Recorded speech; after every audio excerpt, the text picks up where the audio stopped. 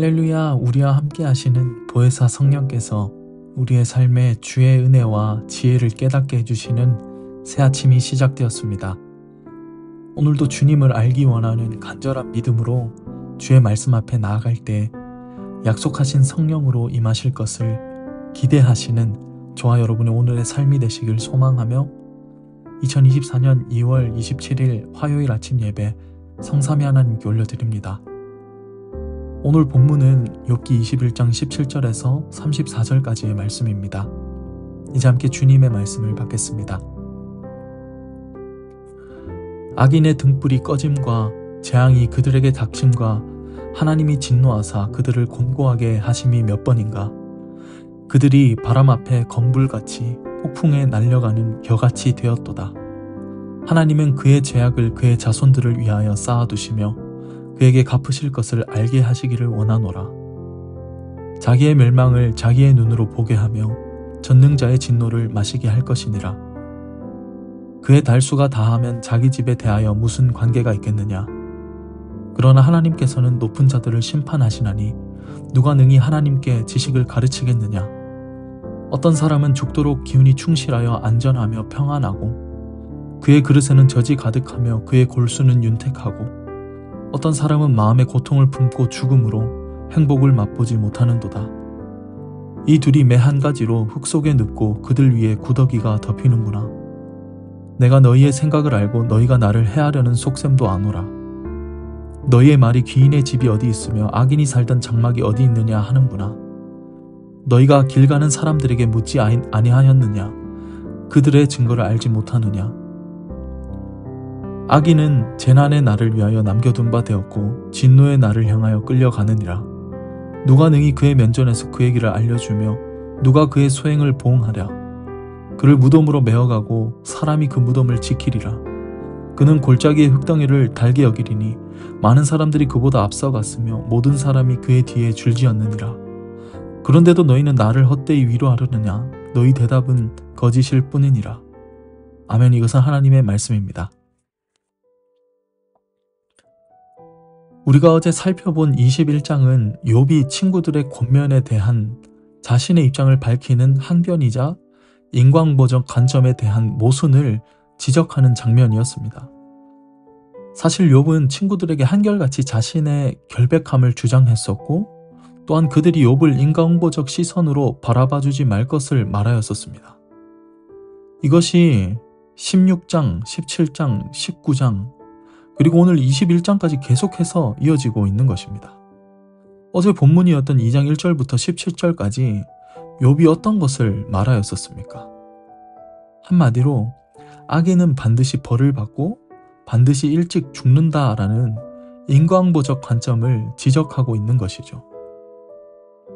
소발의 말에 따르면 악인의 즐거움은 잠시고 악인은 일찍 죽어야 하는데 악인은 강성하다가 늙고 오래 살고 세력이 강하다며 오히려 욥은 반론을 제기합니다. 그런데 여기서 소발이 또한 어떠한 말을 했습니까? 바로 악인의 자손이 불가피하게 재앙을 만난다는 이 주장에 욥은 동의를 할 수가 없었죠. 욥은 아이들을 이미 잃어버렸지만 오히려 악인과 같은 자들은 자손들과 안전하고 평화롭게 시간을 보내고 있는 것이죠. 그러니 욥은 이 친구들의 말에 동의할 수가 없었습니다.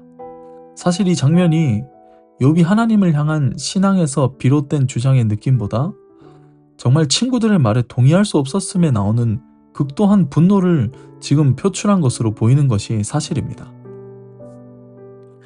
의인이 누려야 할 평화를 악인이 누리고 있고 의인이 누려야 할 즐거움이 악인에게 가 있기 때문에 그의 삶은 어쩌면 비관적으로까지 보이게 합니다.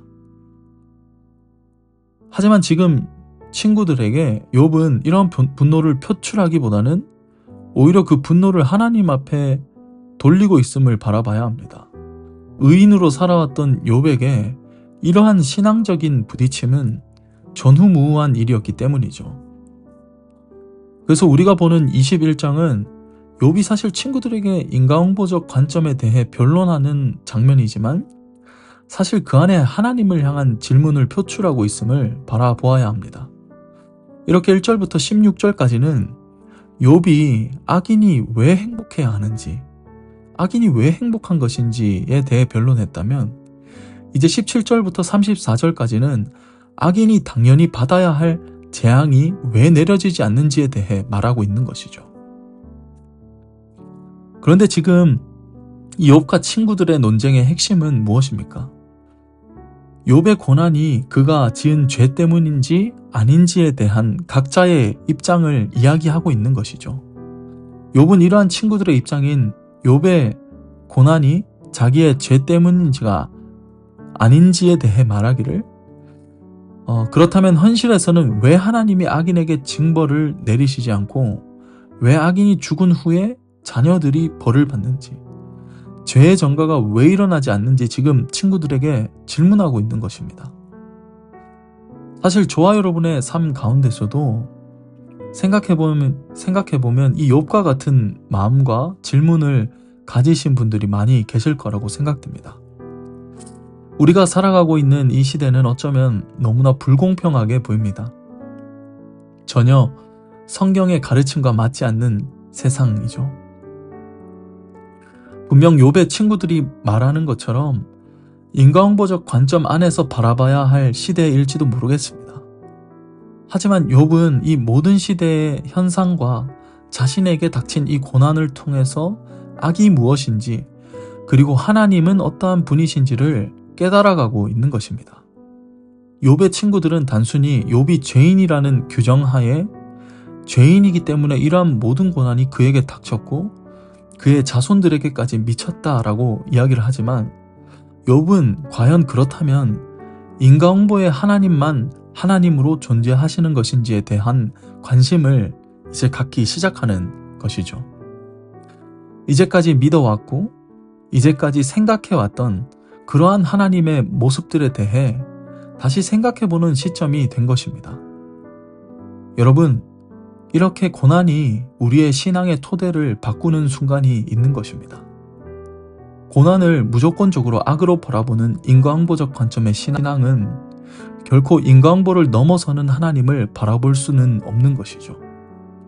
오늘 욥의 변론의 핵심이 바로 이것입니다. 무엇이냐면 바로 악인의 흥황과 의인의 고난을 결정하시는 것은 바로 하나님이라는 것입니다. 하지만 아직 욥은 이것을 깨닫지는 못했습니다. 욥도 그 안에 하나님을 향한 분노와 해결되지 못한 인과응보적 질문과 아직까지 남아있는 그의 신앙적 토대가 있었기에 그 고난을 넘어 계시는 하나님을 바라보지는 못하는 상태인 것입니다.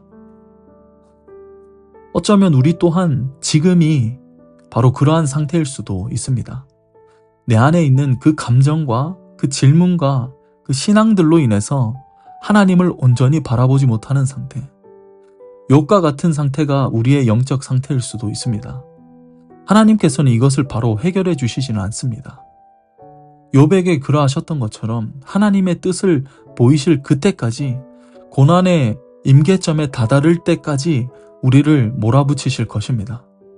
그러나 그러한 하나님도 다른 하나님이 아니라 한 분 우리의 하나님인 것입니다. 악인들의 평안함과 즐거움에 침묵하시는 하나님이 우리의 하나님이시고, 의인들의 고난 가운데 침묵하시는 하나님이 바로 저와 여러분들의 하나님인 것입니다. 그러니 악인의 흥황과 의인의 고난을 결정하시는 것은 바로 하나님이 되십니다. 오늘 저와 여러분의 신앙이 바로 이 하나님을 바라보시는 데까지 나아가시기를 예수의 이름으로 축원드립니다.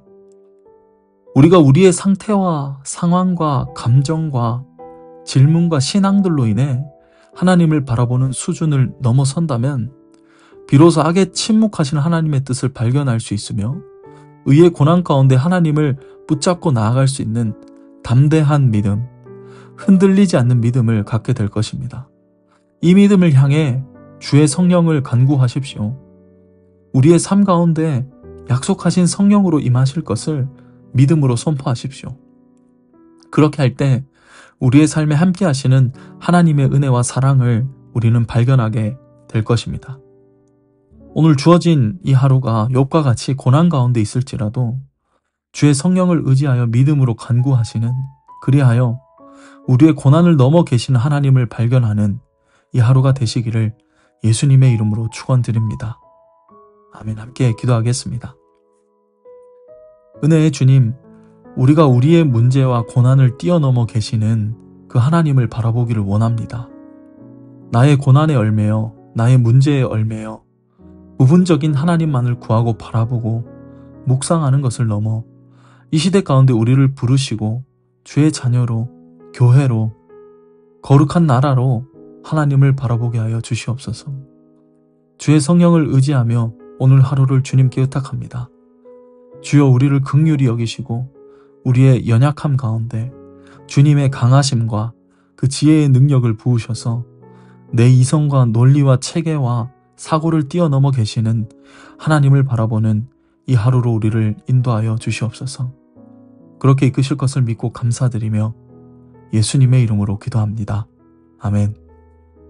이제는 우리 주 예수 그리스도의 은혜와 하나님의 크신 사랑과 성령 하나님의 내주교통 충만하심이 이제로부터 영원까지 함께 계시기를 간절히 축원하옵나이다. 아멘.